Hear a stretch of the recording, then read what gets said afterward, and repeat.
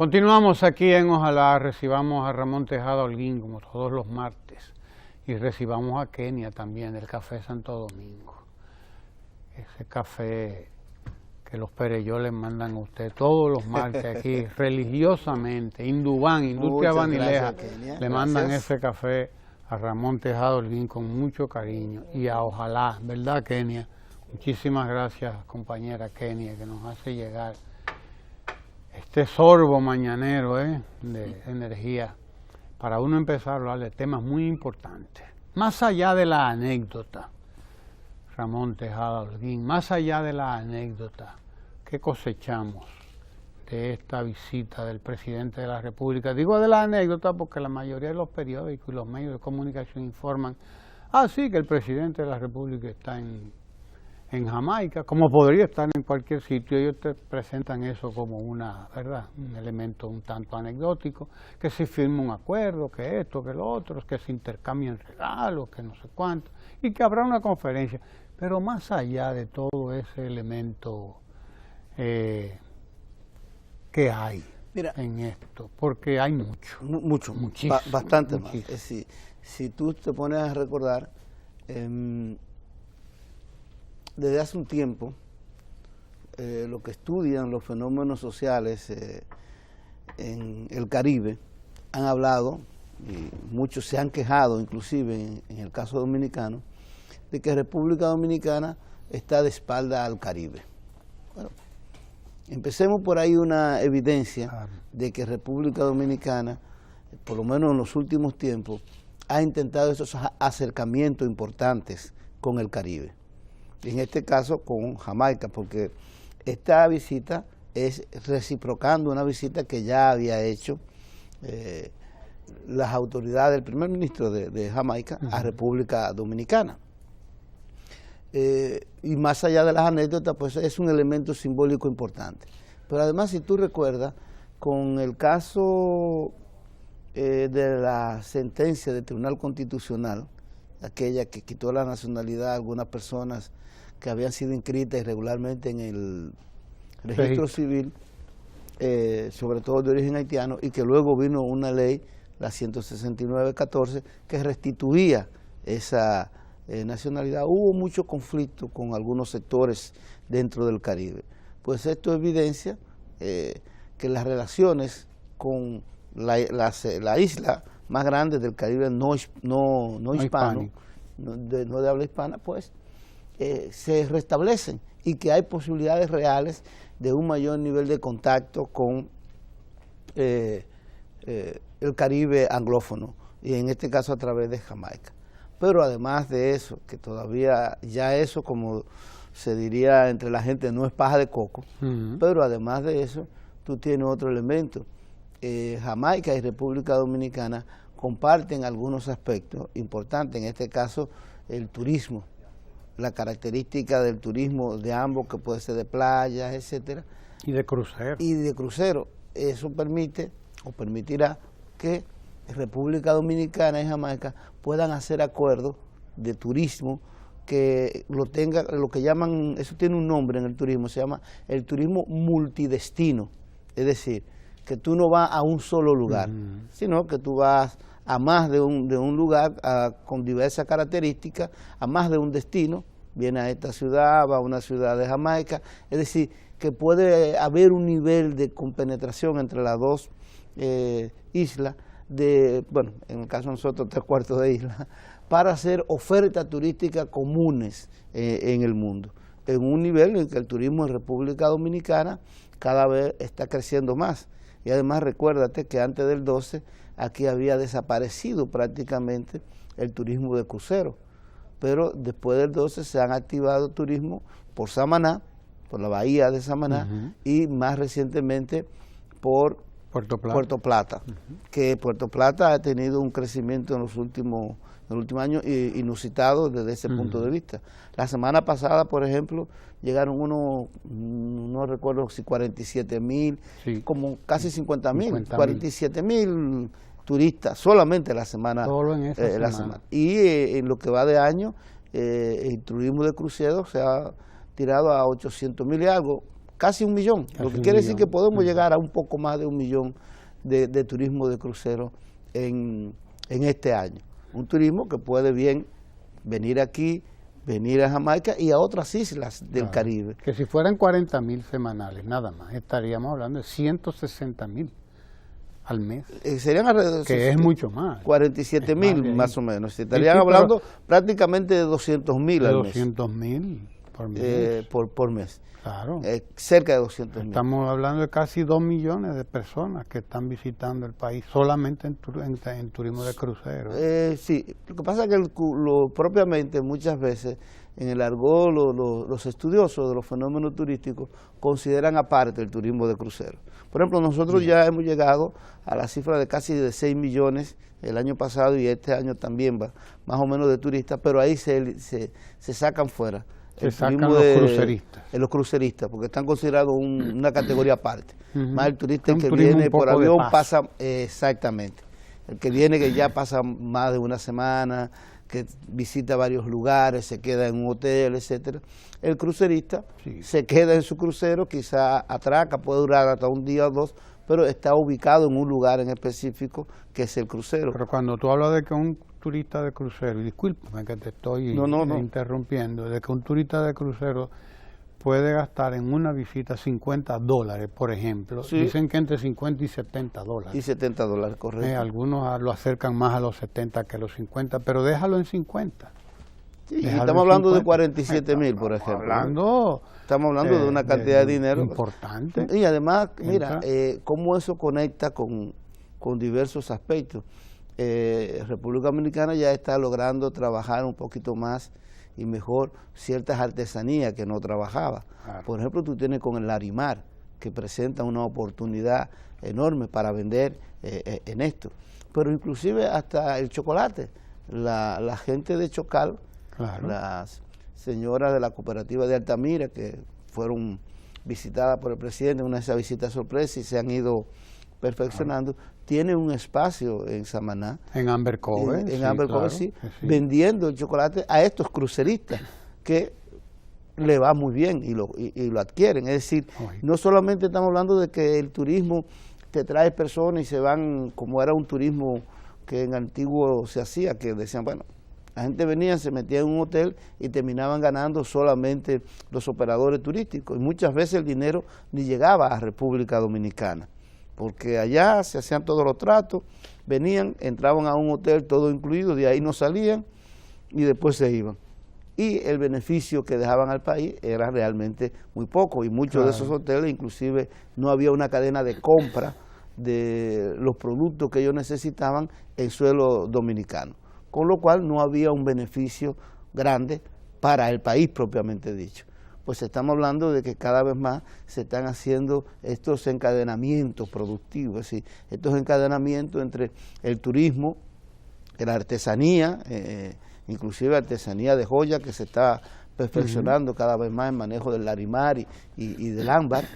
Bueno, tuviste en la promoción de la microempresa que había un aspecto dedicado precisamente a esto, e inclusive se han traído personas para que capaciten y entrenen a quienes hacen las artesanías en términos del larimar y de ámbar y de otras joyas preciosas y semipreciosas, piedras preciosas y semipreciosas que nosotros podemos tener.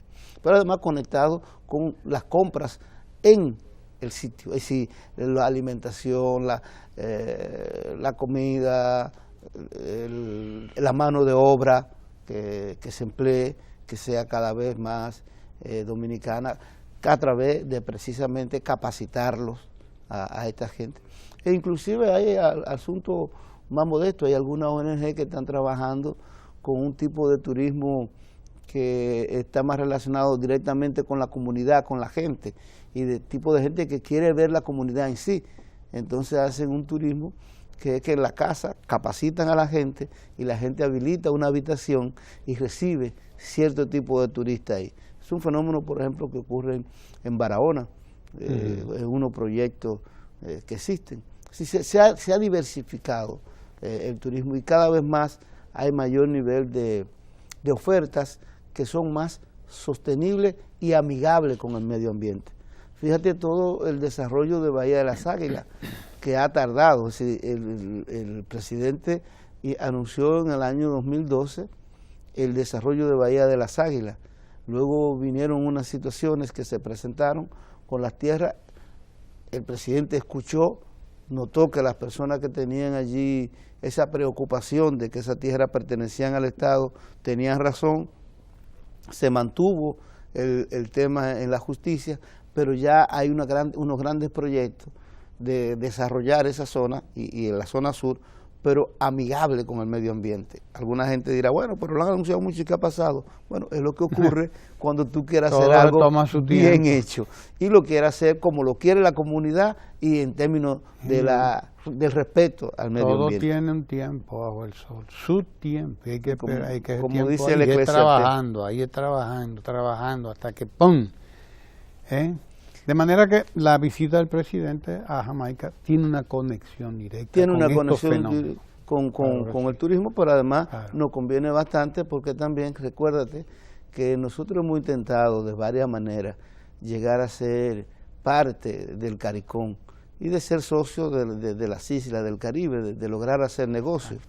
Y bueno, hay algunos sectores que se han opuesto porque en algunos casos entienden que República Dominicana, como es una isla con un país con la economía un poco mejor que gran parte de las islas del Caribe, con una infraestructura también mejor que algunas de esas islas, y además de eso, con una capacidad de liderar la economía en la zona, pues han querido bloquearlo. Esto es una forma también de irnos abriendo las puertas más del CARICOM. En el CARICOM y sobre todo con el Caribe anglófono, que no ha habido una gran tradición de relación con ellos. Y como viste, no es simplemente asunto de visita, de intercambio anecdótico, como dijiste.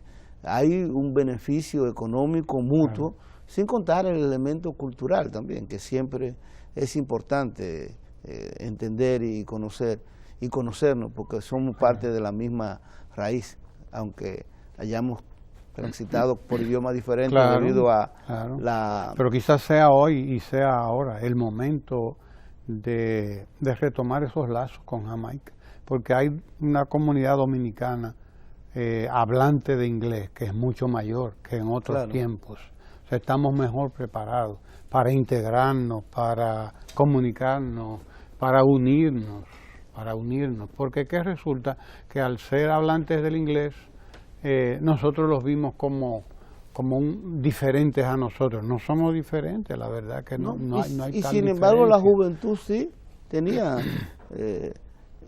bueno, nuestra juventud, nuestra generación creció amando a Bob Marley y a Reggae, a Cliff, a Ziggy Marley, a Toshin, o sea, una serie de músicos y escritores jamaiquinos que impactaron en República Dominicana. Así es, de manera que esa visita del presidente a Jamaica se enlaza, se articula con una tradición además que viene de muy lejos,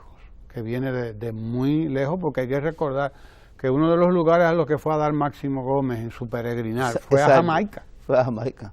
Máximo Gómez estuvo en Jamaica, negociando, haciendo la vida. Estuvo un tiempo en Jamaica. La realidad es esa, y de Jamaica vino aquí, a Montecristi. Si mal no recuerdo, esa fue la última, a donde lo recoge Martilla en Montecristi para regresar a Cuba a la guerra chiquita. Le llaman a la última, a la de 1898. Entonces, hemos tenido el contacto.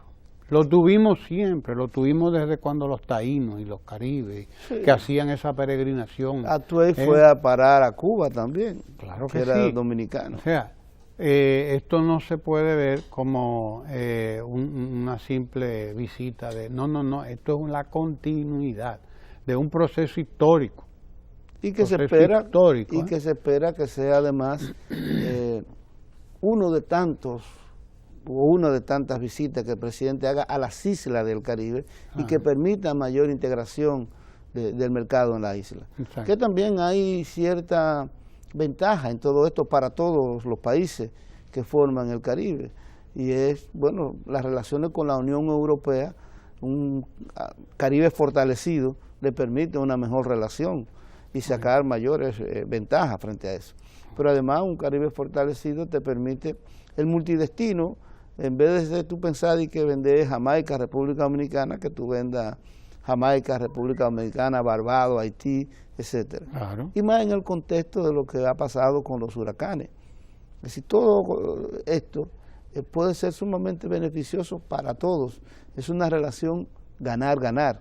Exacto. O sea, porque hay gente que piensa, no, si ayudamos a este a mejorarse, entonces a mí me va mal, porque no, aquí podemos ganar todo.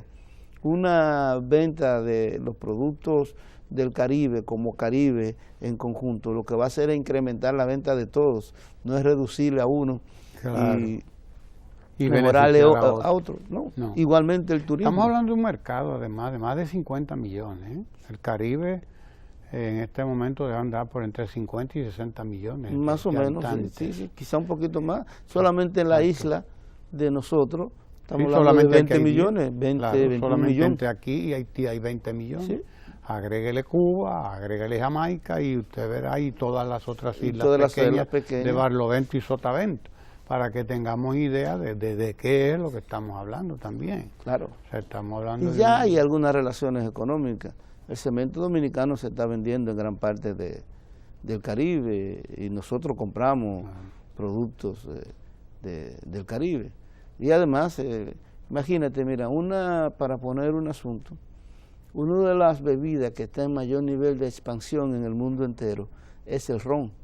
Y el Caribe, en todas las islas, produce ron. Claro. Se produce ron. Y ron de calidad, ron premium. Cuando estoy hablando de esto es la bebida en expansión de calidad. Una unión del Caribe para la venta del ron no va a desfavorecer a nadie. Al contrario, va a incrementar precisamente la venta de este producto que hace mucho tiempo que ya tiene saco y corbata, porque recuérdate que antes era beber ron, eso era cosa... era lavagallo. Lavagallo, que no sé qué. No. El ron se ha convertido en una bebida de prestigio que compite con el whisky, con el coñac, y tú puedes hacer acuerdos precisamente en el Caribe para venderlo.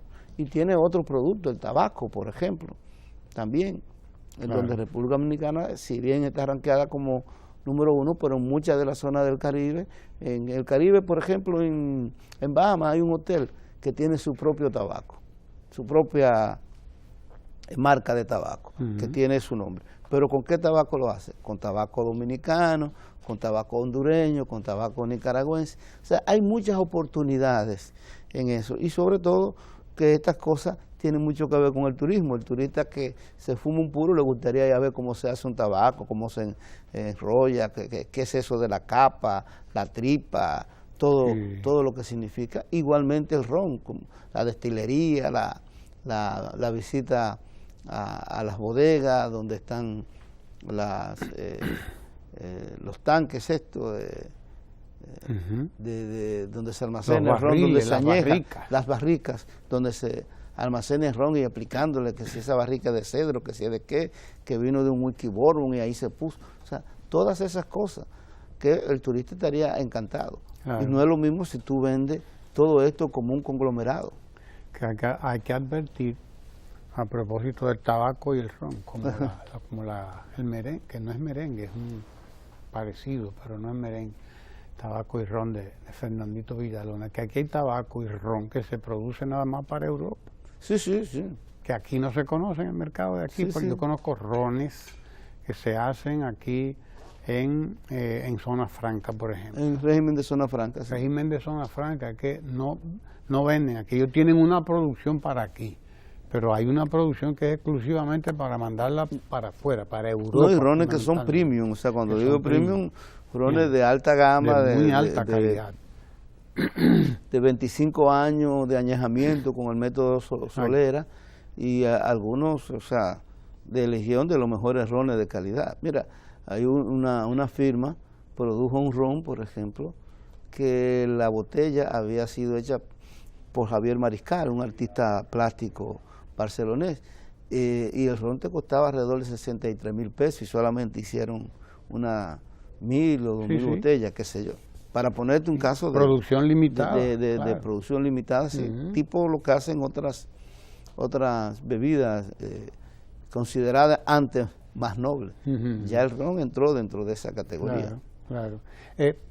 Que estamos en un momento histórico importantísimo.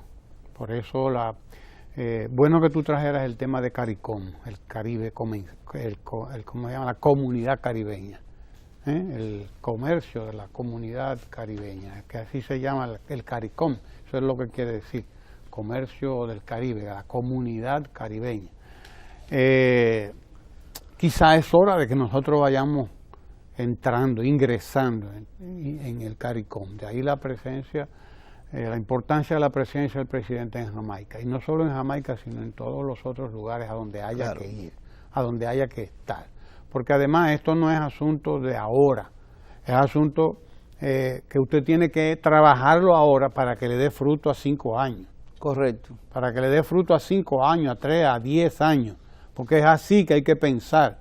No se gobierna para el día a día, no se gobierna para 1 año, para 2, se gobierna y se debe trabajar y pensar para 10, para 5, para 15 años. Porque si no, no vamos a llegar a nada nunca. No, así es. Tampoco vamos a llegar a nada nunca. Si queremos entrar en la comunidad de estados caribeños, en el CARICOM, si queremos mejorar la economía, si queremos llegar a un turista por cada persona en República Dominicana, tenemos que hacer todo eso. Hay que sentar las bases. Hay que hacerlo. Exactamente. Todo eso hay que hacerlo. Pero además, yo insistía hace un rato en mi comentario en que esto no es un asunto tan nuevo tampoco, porque ya Eugenio María de Hostos propuso esa comunidad de estados caribeños, la propuso Eugenio María de Hostos, que habló de la Federación Antillana. Sí, de la Hostos habló de la Federación Antillana. Él lo propuso y uno podría decir que lo practicó, claro, porque fue prácticamente ciudadano nuestro, nacido en Puerto Rico, estuvo por el Caribe predicando, pero también haciendo lo que hizo. Sí, que no pudo llegar a Cuba, pero cada vez que pasaba y la veía enfrente, para él aquello era se puede un decir espectáculo, él lo escribe por ahí. Fue un antillano a carta cabal, auténtico. Y entonces nosotros lo que estamos haciendo no es más que recogiendo ese pensamiento y dándole una materialización en cuestiones concretas, muy concretas, ¿no? Claro. Como lo es el CARICOM y como lo es la CELAC y como lo es el Sistema Interamericano, el SICA, como lo son todas esas iniciativas que estuvieron prácticamente prohibidas, vedadas, que nos fueron... que además son iniciativas, muchas de ellas, que se han hecho del sur-sur, es decir, de los países más pobres de América Latina o subdesarrollados, como le llamaran, etcétera, sin los países del norte, en concreto Estados Unidos y Canadá, que en la mayoría de los lugares donde están, pues han liderado todo esto y han impuesto su dinámica. En este caso son países que se tratan de unir para precisamente imponer una dinámica diferente, tanto a la diplomacia como a la economía de la región. Así es. Que tiene un gran valor. Que es inconcebible que nosotros veamos, por ejemplo, a los europeos que son una cosita, y si usted solamente se queda en las clases dominantes, entonces que ellos son chiquitos. Sí, si usted nada más va a los grupos dominantes, entonces que son chiquitos de verdad. Y usted lo ve construyendo una comunidad económica europea que está ahí, ¿verdad? Lacerada en estos días, con problemas, pero están ahí fajados desde 1932.